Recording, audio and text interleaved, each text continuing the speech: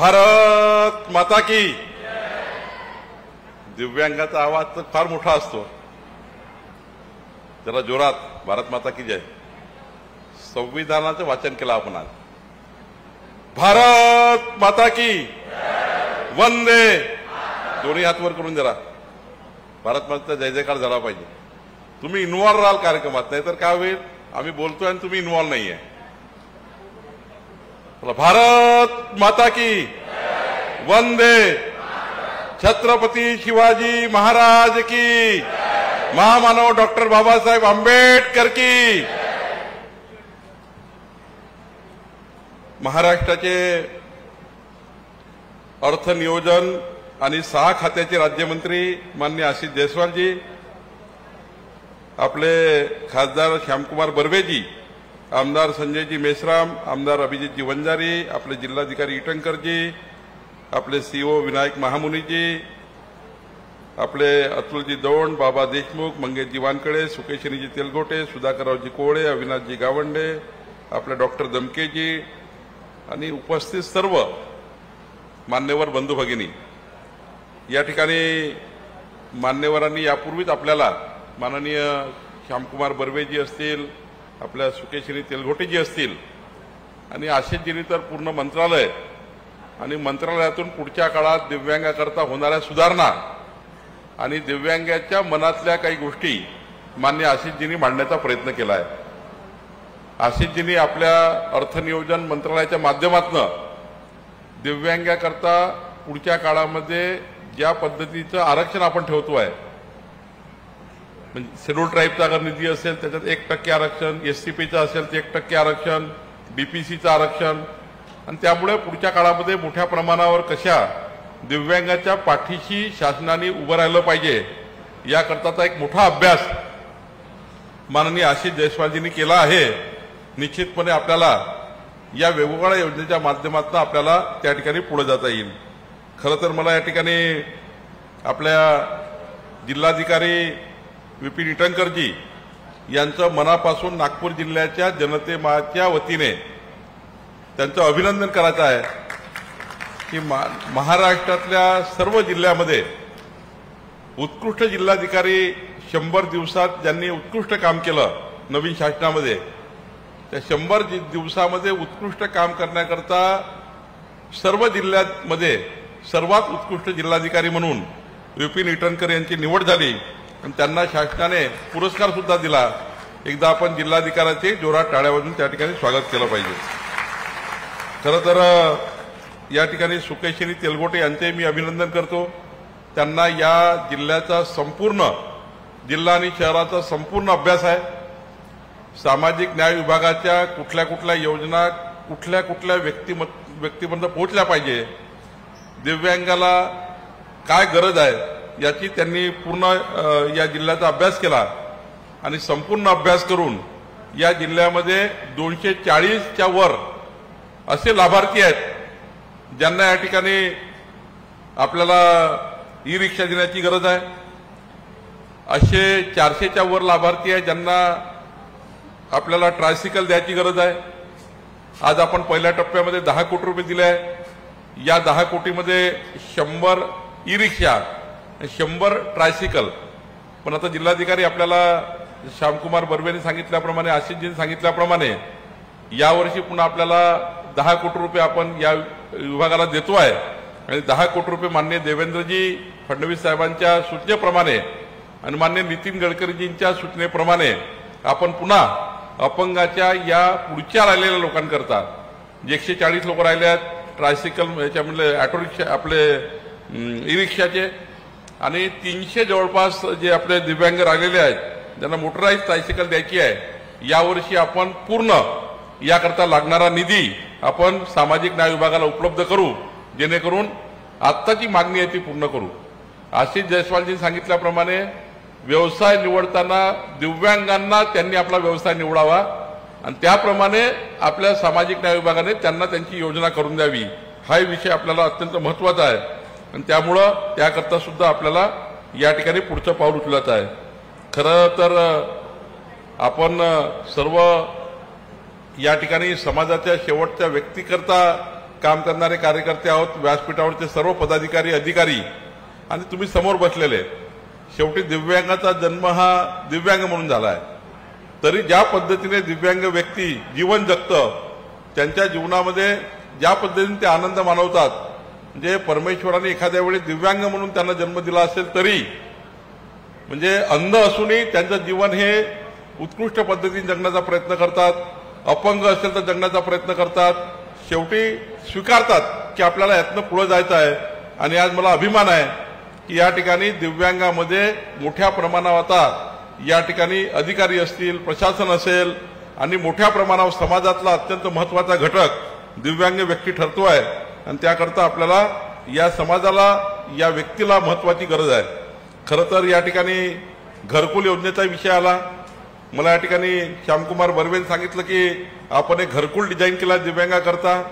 ते डिझाईन आपण बघून पुढच्या काळामध्ये आपले मायनिंग फाउंडेशन असेल, डीपीसी असेल यांच्या माध्यमातून व्यक्तिगत लाभाची योजना करायची आहे. आणि माननीय प्रधानमंत्री मोदीजींनी ज्या पद्धतीने विकसित भारताचा संकल्प केला आहे आणि विकसित भारताच्या संकल्पामध्ये दिव्यांग हा अत्यंत महत्वाचा घटक माननीय प्रधानमंत्री मोदीजींनी आपल्या जीवन कार्यामध्ये घेतलेला आहे. शासन चालवताना माननीय प्रधानमंत्री महोदयांनी आम्हा सर्वांना दिव्यांगाची काळजी घेणे हेच खरं ईश्वर कार्य आहे असं या ठिकाणी म्हटलं आहे. आणि म्हणून पुढच्या काळामध्ये प्रत्येक दिव्यांगाच्या घरावर पुढचे 15 वर्ष विजेचं बिल येणार नाही असं सूर्यघर सुद्धा आपल्याला दिव्यांगांना द्यायचं आहे, ज्यातनं 15 वर्ष विजेचं बिल आपल्याला त्या ठिकाणी येणारच नाही याची काळजी आपण घेतो आहे. खरं तर माननीय देवेंद्र फडणवीसजी, अजित पवारजी, एकनाथ शिंदेजी या सरकारचं आपण जे महायुती सरकार आहे या सरकारच्या माध्यमातून आपल्याला यावर्षी माननीय देवेंद्रजींनी डीपीसीला 1075 कोटी रुपये दिले. बघा, मी जेव्हा पालकमंत्री पहिल्यांदा 2014 मध्ये पालकमंत्री पदावर सूत्र हातात घेतले 2014 मध्ये, त्यावेळी आपल्या नागपूर जिल्ह्याची उपराजधानीची डीपीसी, ज्यामध्ये संपूर्ण जिल्ह्याच्या मानव निर्देशांक या ठिकाणी लोकसंख्येच्या मानाने आपल्याला डीपीसीचं क्वांटम पाहिजे होतं, पण 220 कोटी रुपये फक्त मिळायचे. पण मागच्या 10 वर्षामध्ये माननीय देवेंद्र फडणवीसजींनी 5 वर्ष 2014 ते 19 आणि आता नवीन सरकारमध्ये सुद्धा मोठ्या प्रमाणावर डीपीसीची वाढ झाली. आणि आता जिल्ह्याच्या नियोजन जो आराखडा आम्ही तयार केला यावर्षी 1075 कोटी रुपये हे नागपूर जिल्ह्याच्या विकासाकरता आपल्याला मिळाले. आणि एवढंच नाही तर 85 कोटी रुपये हे आदिवासी समाजाच्या विकासाकरता आपल्याला मिळाले. आणि आता 200 कोटी रुपये पुन्हा सामाजिक न्याय विभागाच्या विकासाकरता मिळाले. आणि यानंतर मी आता पुन्हा मागणी केली की 50 कोटी रुपये सामाजिक न्याय मंत्र्यांशी आताच माझं बोलणं झालं, पुन्हा 50 कोटी रुपये सामाजिक न्याय विभाग वाढवून देणार आहे. याचा अर्थ या जिल्ह्यामध्ये पुढच्या वर्षी 1300 कोटी रुपयाच्या विकासाचे कामं आपल्याला या नागपूर जिल्हा शहरामध्ये करायचे आहे, ज्यामध्ये शिक्षणापासून शाळेपर्यंत, आदिवासी भागापासून तर सामाजिक न्यायपर्यंत, सामाजिक न्यायापासून शेतकऱ्याच्या शेतातल्या पांधन रस्त्यापर्यंत आणि पांधन रस्त्यापासून तर त्या ठिकाणी मनुष्यबळाच्या विकासाकरता आणि रोजगार निर्मिती करता या ठिकाणी मोठ्या प्रमाणावर योजना तयार करायचा प्रयत्न आहे. मत्स्य व्यवसाय सुरू झाला पाहिजे. मोठ्या प्रमाणावर त्या ठिकाणी आपल्या अपंग लोकांना व्यवसाय त्या ठिकाणी साधन तयार झाले पाहिजे. आणि खरं तर आपल्या सर्वांना याकरता आनंदाचा दिवस आहे की आपल्याला यावर्षी माननीय मुख्यमंत्र्यांनी 1300 कोटी रुपये दिले आहे. मला या ठिकाणी आठवतं जेव्हा मी मागच्या सरकारमध्ये मंत्री होतो आणि माननीय आशिषजी आपण होतात, महाराष्ट्र सरकारने खऱ्या अर्थाने पहिल्यांदा या राज्यामध्ये कधी दिव्यांग मंत्रालय नव्हतं. माननीय देवेंद्र फडणवीस सरकारने आणि माननीय एकनाथ शिंदेजींनी दिव्यांग मंत्रालय या महाराष्ट्रात निर्माण करण्याचं काम झालं. आणि पहिल्यांदा या महाराष्ट्रामध्ये दिव्यांग मंत्रालय सुरू झालं. आणि दिव्यांग मंत्रालयाच्या माध्यमातून मोठ्या प्रमाणावरच्या योजना या ठिकाणी त्याचाही योजनेचा लाभ आपल्याला घ्यायचा आहे. इकडे डीपीसी आपल्याला खर्च करायची आहे, दुसरीकडे आपल्याला मायनिंग फाउंडेशनच्या माध्यमातून पुढे जायचं आहे, तिसरीकडे दिव्यांग मंत्रालयाच्या योजना आपल्याला पूर्ण करायच्या आहेत.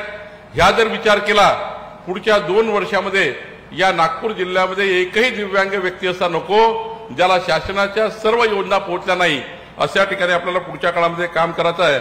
याकरता सुद्धा आपल्याला पुढे जायचं आहे. मी या ठिकाणी जी योजना निवडली आहे ही योजना अत्यंत महत्वाची आहे. डिलिव्हरी बॉयचं या ठिकाणी काम करता येतं. या ठिकाणी मोठ्या प्रमाणावर ऑटो रिक्षाच्या माध्यमातून त्या ठिकाणी आपल्याला मोठ्या प्रमाणात रोजगार निर्मिती करता येईल. आणि आपल्याला जे उद्दिष्ट आहे या जिल्ह्याचं ते पूर्ण करण्यासाठी आपल्याला काम करायचं आहे.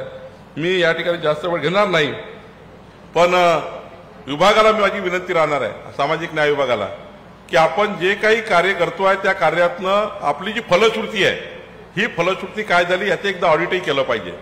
जर आपण ऑडिट केलं तर आपल्याला कळतं की आपण ऑटो रिक्षा दिल्यावर त्याचं कोणी विकून तरी टाकलाय, आपल्याला ही ट्रायसायकल दिली आहे, एखाद्या व्यक्तीने विकून टाकली, एखाद्या व्यक्तीने त्या ठिकाणी मार्केटमध्ये विकून टाकली, तर याचा उपयोग होत नाही.